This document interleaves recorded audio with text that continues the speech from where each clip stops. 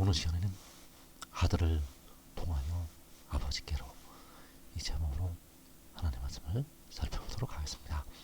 모든 하나님의 택하신 백성들은 아들을 통해서, 바로 독생자를 통해서 하나님 아버지께로 갈 수가 있게 됩니다. 그런데 이 시간에 아들을 통하여 아버지께로 이 제목으로 하나님의 말씀을 살펴보도록 하겠습니다. 그래서 요한복음 14장 6절에서 내가 곧 길이요 진리요 생명이니 나로 말미암지 않고는 아버지께로 올 자가 없느니라.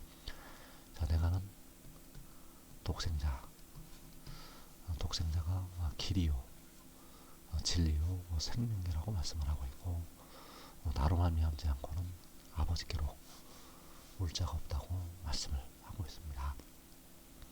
그래서 독생자로 말미암아 독생자를 통해서 백성들은 아버지께로 가게 된다는 사실입니다. 독생자가 길이 돼서 그 길로 백성들은 하나님 아버지께로 갈 수가 있게 됩니다. 독생자를 통해서 진리를 알게 되고, 독생자를 통해서 생명을 얻게 되고, 독생자가 길이 되어서 바로 하나님 아버지께로 돌아가게 된다는 사실입니다. 로마서 11장 36절에서 이는 만물이 주에게서 나오고 주로 말미암고 주에게로 돌아갑니다. 자, 만물이 주에게서 나오고 주로 말미암고 주에게로 돌아간다고 말씀을 하고 있습니다. 바로 독생자인 주로 말미암아 아버지이신 여호와이신 스스로 있는 자이신 주에게로 돌아가게 됩니다.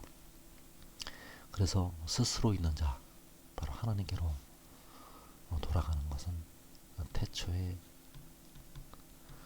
여호와께로부터, 아버지께로부터 태어난 독생자를 통해서 하나님 아버지께로 만물이 돌아가게 된다는 사실입니다.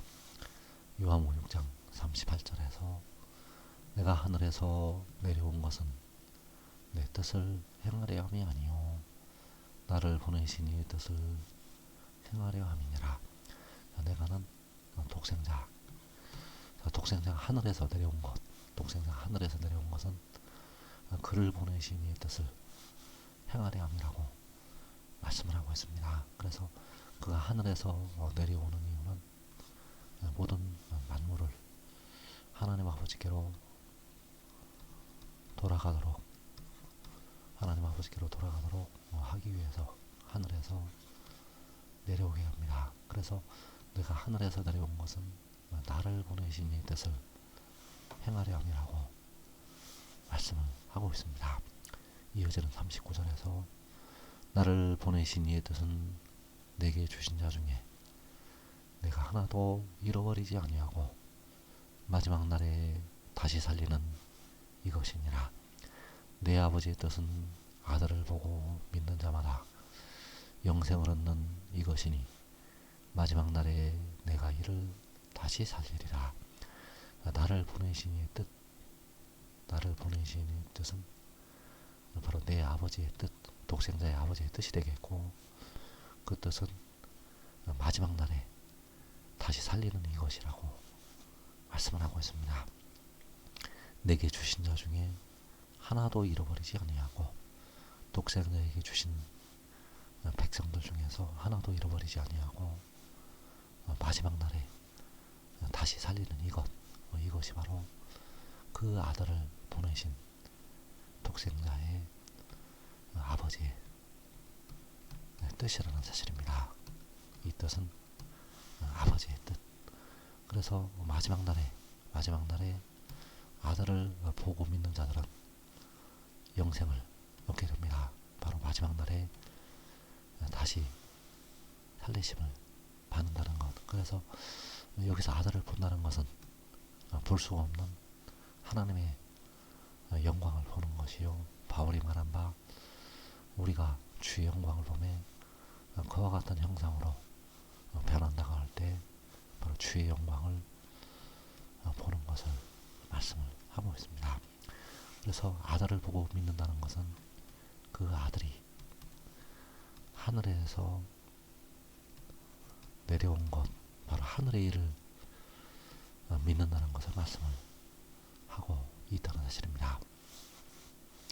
요한복음 6장 39절에서 나를 보내신 이의 뜻은 내게 주신 자 중에 내가 하나도 잃어버리지 아니하고 마지막 날에 다시 살리는 이것이니라. 바로 나를 보내신 이의 뜻, 내 아버지의 뜻. 그 뜻은 마지막 날에 다시 살리는 이것. 이사 46장 10절에서 내가 시초부터 종말을 알리며 아직 이루지 아니한 일을 옛적부터 보이고 이르기를 나의 뜻이 설 것이니 내가 나의 모든 기뻐하는 것을 이루리라 하였노라. 내가 동쪽에서 사나운 날짐승을 부르며 먼 나라에서 나의 뜻을 이룰 사람을 부를 것이라. 내가 말하였은즉 반드시 이룰 것이요 계획하였은즉 반드시 시행하리라. 자, 내가는 바로 만군의 여호와, 만군의 여호와께서 시초부터 종말을 알리셨는데 바로 나의 뜻이 설 것이라고 말씀을 하고 있습니다. 그래서 여기서 말씀하시는 나의 뜻이, 아들이 말하는 나를 보내신 이의 뜻. 그래서 그 뜻은 바로 마지막 날에 다시 살리는 이것이 되겠고, 그 뜻을 이루기 위해서 동쪽에서 사나운 날짐승을 부르고 먼 나라에서 나의 뜻을 이룰 사람을 부르신다고 말씀을 하고 있습니다. 그래서 그 사나운 날짐승이 나의 뜻을 이룰 사람이 바로 독생자, 그 독생자를 동쪽에서 먼 나라에서 부르시게 된다는 사실입니다. 그 뜻은 바로 마지막 날에 다시 살리는 이것. 이사 41장 4절에서 이 일을 누가 행하였느냐, 누가 이루었느냐, 누가 처음부터 만대를 불러내었느냐, 나 여호와라, 처음에도 나요, 나중 있을 자에게도 내가 곧 크니라. 자, 만군의 여호와께서 처음에도 나요, 나중 있을 자에게도 내가 곧 그라고 말씀을 하실 때, 바로 처음과 나중이 되시는, 처음과 마지막이 되시는 만군의 여호와께서 처음부터 만대를 불러내었다고 말씀을 하시고 있습니다. 그래서 만대를 불러내는 것은 다시 살리는 것, 만대를 불러내는 것은 다시 살리는 것을 말씀을 하고 있고, 처음부터 첫사람 아담부터 이 마지막 때까지 택하신 백성들이 다시 살리심을 받게 된다는 사실입니다. 그래서 이 일을 행하시고 이 일을 이루시는 분은 바로 만군의 여호와. 그래서 그 뜻을 이룰 사람을 동쪽에서 부르신다고 말씀을 하고 있습니다. 이사 41장 2절에서 누가 동방에서 사람을 일깨워서 공의로 그를 불러 자기 발 앞에 이르게 하였느냐, 율곡을 그의 앞에 넘겨주며 그가 왕들을 다스리게 하되 그들이 그의 칼에 티끌 같게 그의 활에 풀리는 조개 같게 하며, 동쪽에서 사람을 일깨워서 하나님께서 만대를 불러내시게 됩니다. 바로 동쪽에서 그 뜻을 이룰 사람을 부르셔서, 동쪽에서 그 뜻을 이룰 사람을 부르셔서 만대를 다시 살리시게 된다는 사실입니다. 그래서 이 일을 이루시는 분은 처음과 나중이 되시는 여호와께서 이 일을 이루시게 된다는 사실입니다. 요한복음 14장 15절에서 너희가 나를 사랑하면 나의 계명을 지키리라. 자, 너희가 나를 사랑하면 나의 계명을 지킨다고 말씀을 하고 있습니다. 그래서 그 계명을 지키는 자들이, 그 계명을 지키는 자들이 마지막 날에 다시 살리심을 받게 됩니다. 그래서 그 계명을 지키는 것은 바로 하늘의 일을 믿고, 하늘의 일을 믿고 그 아들에게 순종하는 것, 그것이 바로 그 아들의 계명을 지키는 것이 된다는 사실입니다. 요한복음 14장 21절에서 나의 계명을 지키는 자라야 나를 사랑하는 자니 나를 사랑하는 자는 내 아버지께 사랑을 받을 것이요 나도 그를 사랑하여 그에게 나를 나타내리라. 나의 계명을 지키는 자, 나의 계명을 지키는 자는 그 아들이 하나님께로부터 왔다는 것을 믿는 자, 믿고 순종하는 자, 그들이 바로 나의 계명을 지키는 자. 요한복음 14장 24절에서 나를 사랑하지 아니하는 자는 내 말을 지키지 아니하나니 너희가 듣는 말은 내 말이 아니요 나를 보내신 아버지의 말씀이니라. 내 말은 바로 나의 계명, 그 계명은 바로 나를 보내신 아버지의 말씀.